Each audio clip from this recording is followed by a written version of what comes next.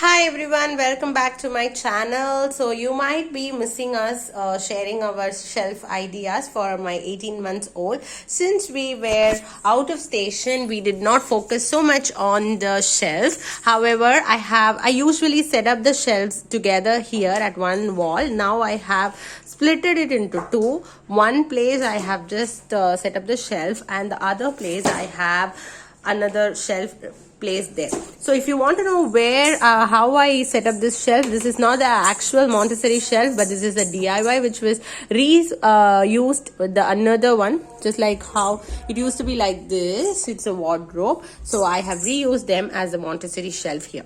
So if you just see, so here we have this fine motor activity. This is a DIY where the child has to remove the sticks and put it inside that cup, or however they want to play. And this is the knob cylinder. This is from Toys for Little Minds Instagram page. I will share the link in description. This is a simple box which has clips inside. This is just for a activity which the child, since children loves to open and close boxes, I have this along with the clips here so that they can use it however they want.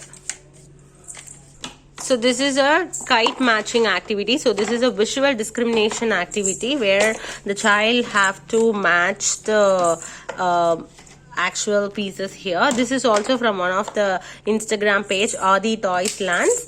So I will give the description to buy this product from their page. You can check out their page, and you will also get some 10% discount when you use the code NaliniZinu in that. So you can make use of it. So this is her high chair which we use for her lunch and dinner and breakfast, for actually a dining chair, but we also use the same chair whenever if she wants to sit inside. We will open this up so that she will climb and sit on this. This is from Baby Hug. I got this from First Cry website. I'll give the link for this as well. So this is a board. This is a two-side board, which is one side is a black board and the other one is a magnetic whiteboard. We usually use these kind of charts, these kind of charts here. So I used to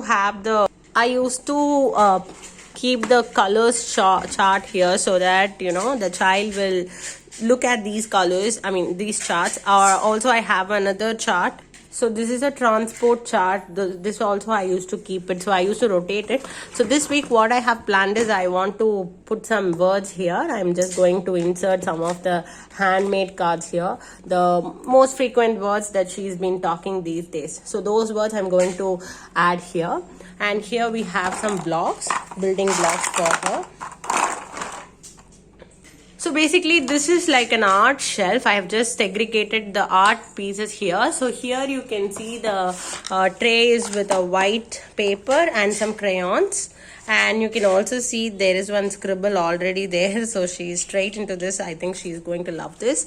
So here I have some books. And here this is a musical shelf where I have some musical rattles and all that for her to play. And this is a music based song.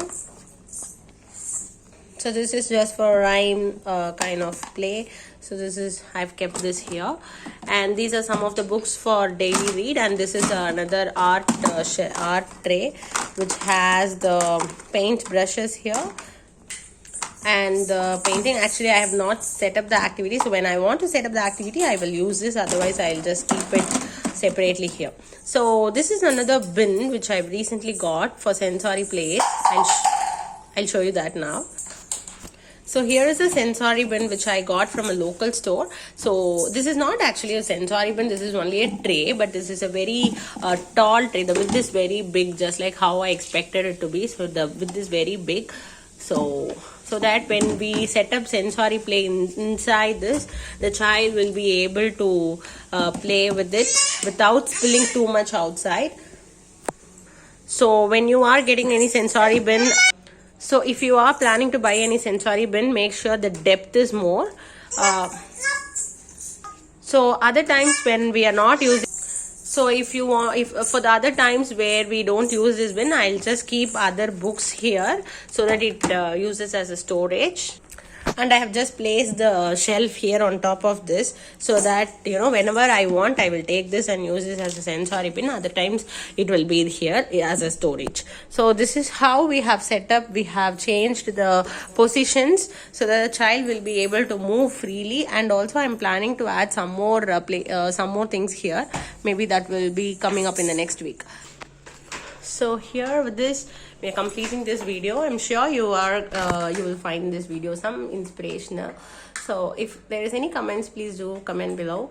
And thank you so much for watching. Please do subscribe to my channel and also follow me in Instagram, Nalini Zinu. Thank you. Bye bye.